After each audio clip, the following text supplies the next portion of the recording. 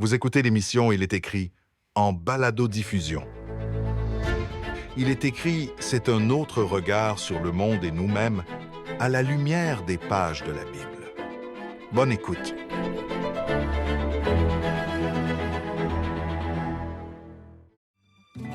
Les temps changent. Il semble que dans les pays occidentaux, la pratique religieuse est à la baisse dans les religions dites monothéistes. Quel constat pouvons-nous faire des jeunes et de la pratique du christianisme? Demeurez des nôtres alors que je parle des enjeux en lien avec les jeunes et le christianisme avec notre invité du jour. J'aimerais vous souhaiter la bienvenue à l'émission Il est écrit. Aujourd'hui, nous allons discuter d'un sujet qui est fort important, celui de la question des jeunes en lien avec la pratique du christianisme. Et j'ai avec moi le pasteur Teddy Bagassien, qui est également responsable d'un département de jeunesse dans une église fédérée et qui va discuter avec nous des différents enjeux en lien avec cette question. Bonjour, pasteur Bagassien. Bonjour, Patrick. On se connaît depuis un certain temps, on peut se tutoyer et j'aimerais avoir l'opportunité de t'appeler Teddy. Avant d'aller dans le creux du sujet, qui est la question des jeunes et du christianisme, pourrais-tu nous parler un peu de ton expérience en tant que chrétien? Parce qu'à un moment donné, toi aussi, tu as été jeune également. Alors, moi, j'ai grandi dans une famille chrétienne, une famille croyante. Ma mère avait un autel à la maison avec des saints. Mon père priait régulièrement, il allait à la messe. Et mes parents m'ont appris à aimer le Seigneur depuis un jeune âge. Donc, je me souviens qu'on allait dans des pèlerinages dans le sud de la France, à Lourdes, qu'on voyageait de temps en temps pour aller en Italie. Mes parents sont des croyants, des catholiques pratiquants. Par contre, ils ont eu beaucoup de difficultés à transmettre leur foi à leurs fils, à leurs enfants. Et je dirais que je suis venu à la foi quand j'avais 22 ans. Donc, en tant que jeune adulte, tu fais ta première expérience personnelle avec Dieu. Donc, à l'âge de 22 ans, ma conjointe, à l'époque, est tombée enceinte. Et je souhaitais pouvoir donner à mon enfant ce qu'il y avait de meilleur. Et bien que je n'entretenais pas de relation avec le Seigneur, je savais que Dieu était capable de changer ma vie, de m'aider à être un bon père de famille, de m'aider à aimer cet enfant et à aimer Isabelle qui était ma copine et mon épouse maintenant. Et qu'est-ce qui t'a conduit dans un cheminement davantage lié au côté protestant, si on veut, de la foi chrétienne? Donc, Isabelle a appelé ce pasteur responsable de la famille en France. Et le pasteur est venu à la maison. Et au fur et à mesure, nous avons commencé à étudier la parole de Dieu, étudier la Bible. Et j'ai vraiment découvert des joyaux inestimables, et surtout en la personne de Jésus-Christ. Et donc, suite à ton cheminement spirituel et ensuite académique, professionnel, tu te retrouves comme pasteur au sein d'une organisation religieuse qui a des églises fédérées et tu es responsable du département de la jeunesse. Et c'est une des raisons pour laquelle nous voulions t'inviter à l'émission Il est écrit pour nous parler de ces enjeux auxquels les jeunes sont confrontés en lien avec le christianisme. Alors, tout d'abord, lorsqu'on parle de jeunes, je pense qu'il est important de spécifier de quels jeunes est-ce que nous parlons. Lorsque je vais dans des congrès aux États-Unis et que je rencontre d'autres collègues spécialistes de la jeunesse, je me rends compte qu'il y a différentes réalités, notamment les jeunes qui vivent dans les pays industrialisés comme le Canada, comme la France, et les jeunes qui vivent dans des pays de l'hémisphère sud, comme le Brésil, comme le Ghana, vivent des réalités qui sont totalement différentes. Donc, en ce qui concerne les jeunes qui vivent dans les pays industrialisés, l'un des défis auxquels ils font face, c'est celui de l'éclatement de la famille. Ce besoin communautaire d'avoir une famille proche qui les entoure et est un besoin qui finalement n'est pas comblé dans nos pays. Donc, suite à cela, le jeune fait face à une crise identitaire. L'autre chose, je dirais aussi que les jeunes de nos sociétés sont aussi confrontés au problème de la réalisation. C'est-à-dire que ce sont des jeunes qui veulent se réaliser, qui veulent se trouver du travail ou peut-être une famille. Et finalement, nous vivons dans un monde en souffrance. Et donc, on pourrait parler ici d'une quête de sens, en quelque sorte. Tout à fait, tout à fait. Une quête de sens, une quête de réalisation, que ce soit au niveau professionnel, que ce soit au niveau familial, que ce soit au niveau des études. Et ça devient de plus en plus difficile dans les pays du Nord. Mais c'est intéressant comme constat. Donc, on comprend que les jeunes d'aujourd'hui sont confrontés à des enjeux en lien avec le christianisme, mais c'est à géométrie variable selon l'endroit où ils vont naître, le pays dans lequel ils vont évoluer et la société auquel ils vont se développer. Prenons l'exemple du Québec, puisque l'émission est écrite et produite ici au Québec, au Canada. Est-ce qu'il y a des particularités qui font en sorte que c'est plus difficile pour les jeunes de faire l'expérience de Dieu dans leur vie? Alors, les jeunes au Québec, les jeunes au Canada sont confrontés à cette crise de quête de sens, cette crise identitaire. Et je dirais que c'est un problème qui n'est pas nouveau. Lorsqu'on regarde dans la Bible, il y a une femme samaritaine qui rencontre Jésus, une étrangère qui vit finalement en Samarie, ce pays qui est très très proche d'Israël. Et cette femme essaye de se réaliser à travers ces rencontres multiples qu'elle a à travers son mariage. Et finalement, elle n'y arrive pas. Et Jésus la rencontre. Et j'aimerais pour cela vous emmener dans un texte qui se trouve dans Jean au chapitre 4. Jean au chapitre 4. Donc, l'Évangile de Jean, chapitre 4. Tout à fait.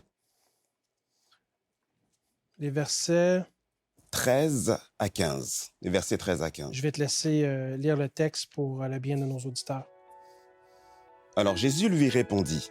Quand on dit lui, on parle de cette femme. Quiconque boit de cette eau aura encore soif. Mais celui qui boira de l'eau que je lui donnerai n'aura jamais soif. Et l'eau que je lui donnerai deviendra en lui une source d'eau qui jaillira jusque dans la vie éternelle. Donc cette femme se trouve au bord d'un puits. Elle est partie puiser de l'eau en plein milieu de la journée. Le soleil est très très chaud. Normalement, à cette époque-là, à cette heure de la journée, les femmes ne vont pas puiser de l'eau. Mais elle, c'est une femme qui va en plein milieu de la journée parce qu'elle ne veut pas rencontrer d'autres personnes. Et finalement, elle rencontre Jésus. Jésus lui parle. Il lui parle de son passé. Il lui parle de sa vie. Il lui parle de ce sens qu'elle essaye de donner à sa vie.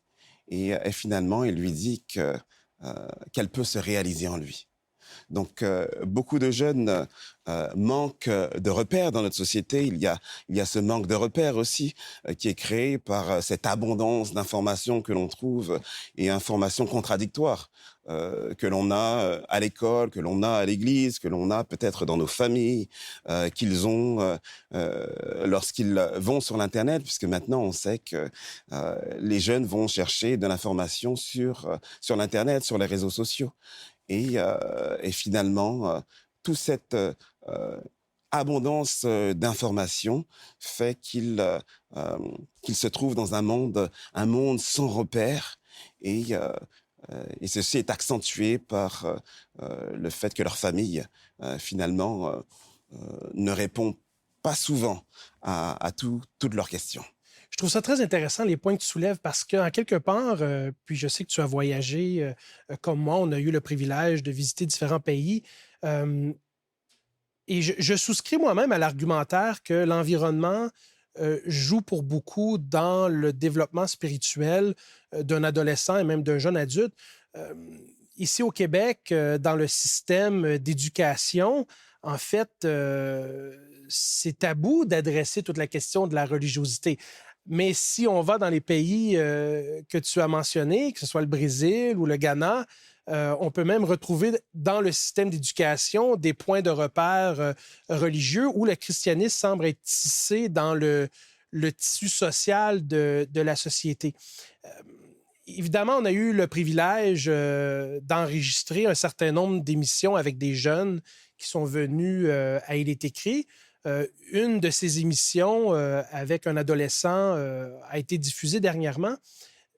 De ton point de vue, tu as dit quelles seraient les pistes de solution? Parce que j'entends dans ton discours que chaque adolescent, chaque jeune adulte, à un moment donné, vit une espèce de crise identitaire et curieux par rapport à la dimension spirituelle de son être. On pourrait parler de quoi au niveau des solutions qui s'offrent à nous pour encourager les jeunes à découvrir Dieu? Dans le système scolaire dans lequel les jeunes vivent, on leur apprend à poser des questions. Ce sont des jeunes qui sont très très curieux, dans lesquels ils posent énormément de questions, et ces questions, au fur et à mesure, le système scolaire leur donne des solutions. Google leur donne des solutions et finalement, moi, ce que j'encouragerais les familles, les communautés chrétiennes, c'est d'ouvrir ces dialogues avec ces jeunes, les laisser poser les questions, les laisser finalement découvrir par la parole de Dieu ce que la Bible enseigne sur des réalités quotidiennes, des réalités auxquelles ils font face. Donc, première chose, ce serait de laisser le dialogue. Et je sais que parfois, ça peut poser des risques lorsque les jeunes questionnent. Mais je pense que c'est une chose qui est vitale, une chose qui est très, très importante. Donc, ce que j'entends, c'est que fondamentalement, ce qui est important, c'est de créer un espace sécuritaire où nos jeunes peuvent dialoguer ouvertement en ce qui concerne leurs questions en lien avec la religiosité. Mais quand je pense à nos auditeurs, je me dis, il doit y avoir des parents d'adolescents, il doit aussi y avoir des grands-parents qui entretiennent de bonnes relations avec leurs petits-enfants qui sont maintenant de jeunes adultes.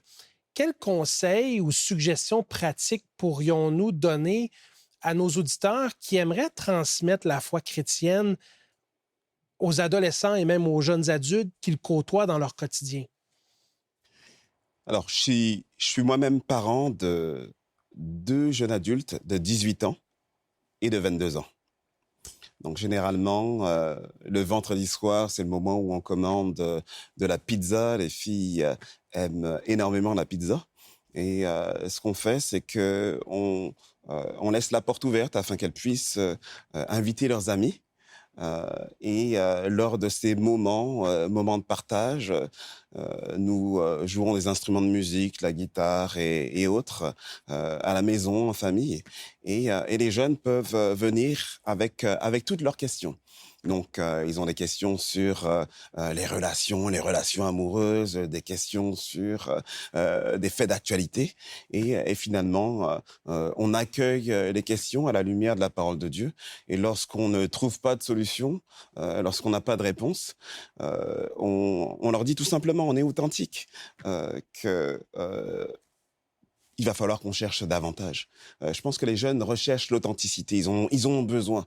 Alors, je dirais aux parents, aux grands-parents d'être authentiques, d'accueillir les questions et d'ouvrir leurs portes afin que d'autres jeunes aussi puissent venir, parce que ces jeunes-là ont besoin de communauté.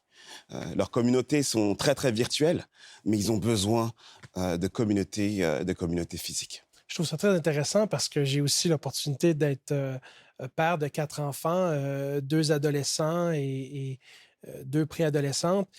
Et cette idée d'ouvrir la maison à leurs amis pour qu'ils puissent découvrir le christianisme dans la pratique quotidienne, on ne réalise pas à quel point ça a un impact majeur parce qu'ensuite, ça suscite des questions et ça fait cheminer les jeunes dans leur réflexion par rapport aux bienfaits liés au christianisme.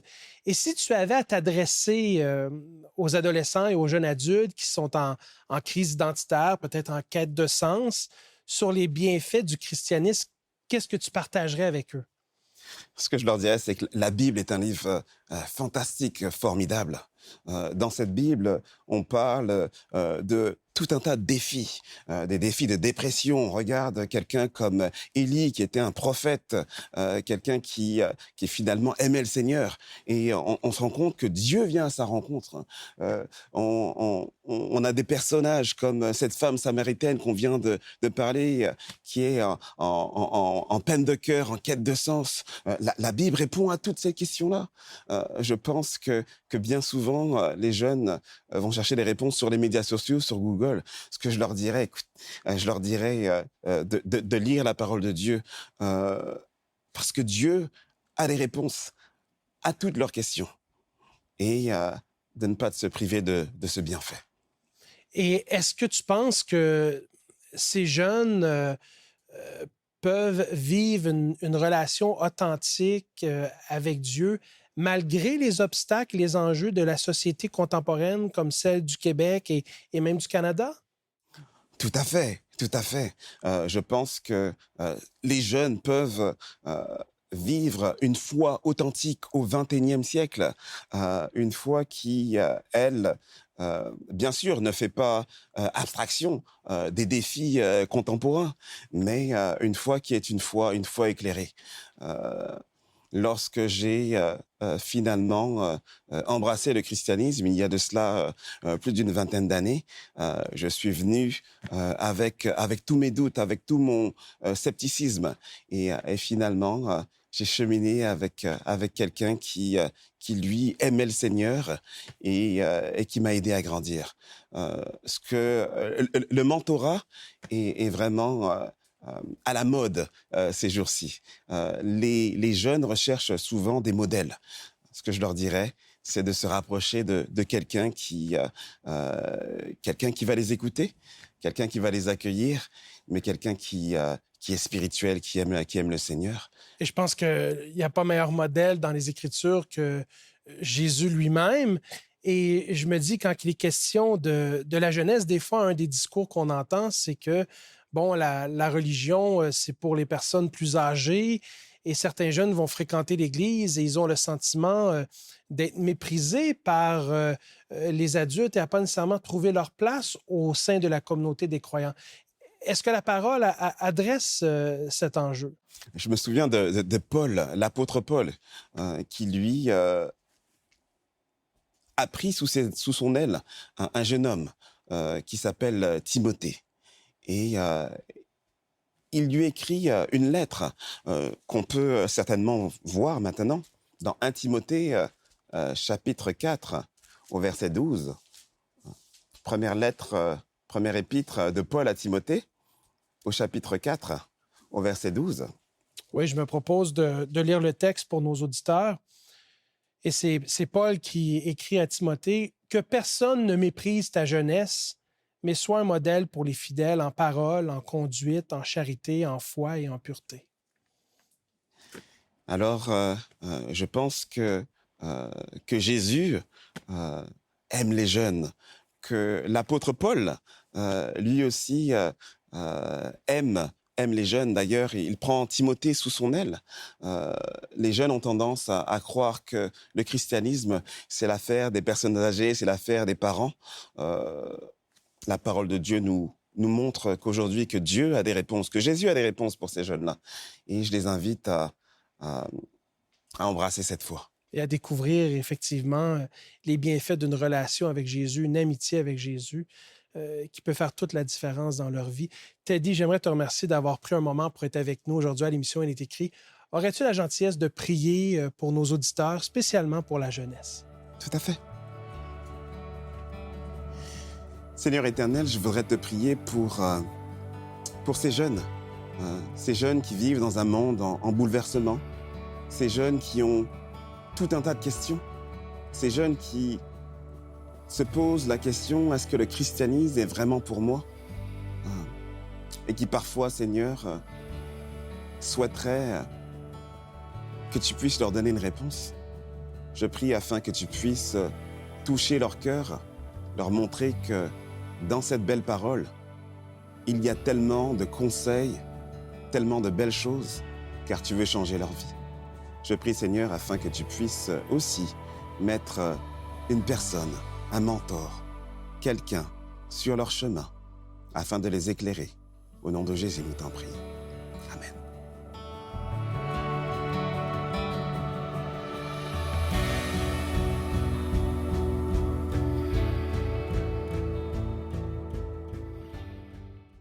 Bonjour Lydia. Bonjour Alberto. Donc aujourd'hui, l'invité à Patrick a pu parler vers la fin justement le livre central, le livre des livres de la Bible. Et justement, on a cette semaine l'offre. En effet, aujourd'hui, j'ai une Bible très jolie, moi que j'aime beaucoup. C'est la version second 21, donc récente, facile à lire. Elle a beaucoup d'avantages, cette Bible-là. C'est qu'elle est mince, elle n'est pas lourde et elle se glisse facilement dans un sac à dos. Très différente de la mienne. Oui, non, c'est ça. C'est très pratique pour la traîner avec soi comme on veut. Et elle a aussi un petit ajout intéressant. C'est que sur toutes les pages, il y a... Bon, il n'y a pas d'onglet à proprement parler, mais il y a des références sur le côté, donc on peut retrouver les livres facilement. Donc, quelqu'un qui ne connaît pas trop encore sa Bible, qui n'est pas très familier, qui commence, c'est assez facile de se retrouver. Donc, surtout pour les jeunes. Hein, oui, pour les jeunes, oui, c'est ça. C'est pratique, un langage facile à comprendre. Elle est vraiment, vraiment, vraiment très jolie. Et elle est 27 $ plus les frais de port, donc très abordable. Vous pouvez commander l'offre de la semaine sur notre site Internet ilestécrit.tv ou par téléphone au 514-729-3515 ou encore 1-866-729-3515. Voici également notre adresse. Il est écrit Casse postale 99, succursale Rosemont, Montréal, H1X 3B6. Sentez et voyez combien l'Éternel est bon. Heureux l'homme qui cherche en lui son refuge. Psaume, chapitre 34, verset 8.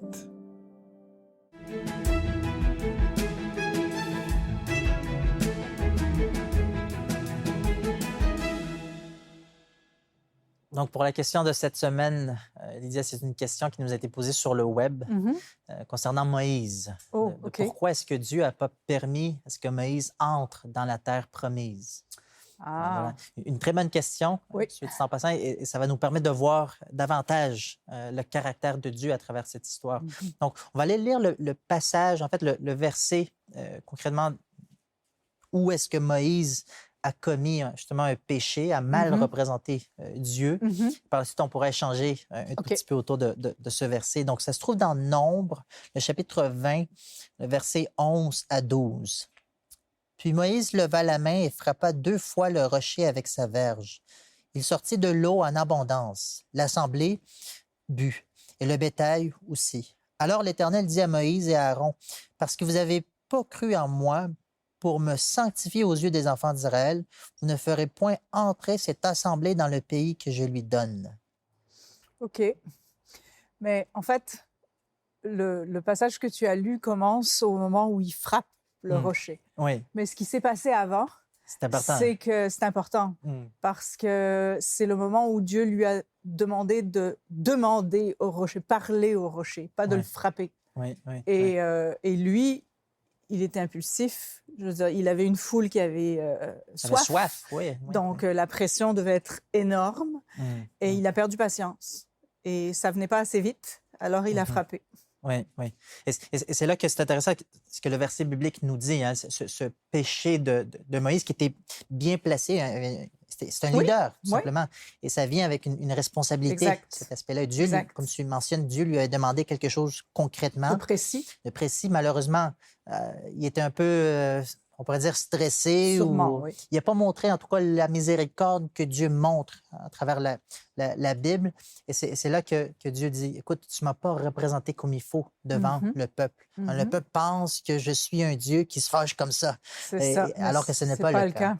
Voilà, voilà. Et donc ça a été le péché, justement, de Moïse. Ce qu'on pourrait dire, c'est que à cause du péché Moïse, Dieu ne lui a pas permis d'entrer dans la terre promise. Cependant, il y a encore quelque chose de plus extraordinaire qu'on voit dans la Bible. De cette histoire, on peut voir, malgré la déception de ne pas pouvoir avoir travaillé pendant tant d'années pour amener un peuple à son objectif, finalement, et finalement se faire dire « non, tu ne peux pas y aller ».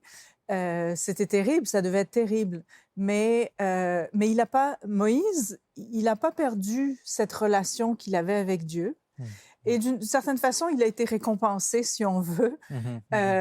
Le fait est, c'est que Dieu l'a amené jusqu'aux portes de la terre promise. Il n'est pas rentré, mais il a vu. Alors, c'est un prix de consolation, on va dire, mais il a eu encore quelque chose de plus merveilleux. Oui, oui. Et donc, c'est là qu'on voit la miséricorde de Dieu à travers tout ça. Donc, on remercie notre auditeur de nous avoir posé cette question et l'encourager à nous poser d'autres questions. Exactement. Elles sont toujours bienvenues. Donc, merci Lydia pour cet apport concernant la question de Moïse.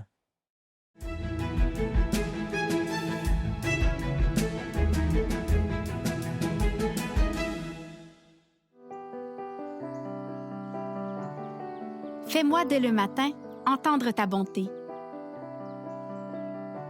car je me confie en toi.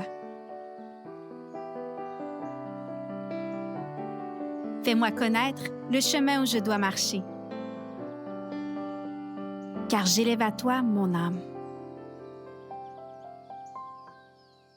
Psaume, chapitre 143, verset 8. J'aimerais vous remercier d'avoir été des nôtres à l'émission Il est écrit aujourd'hui.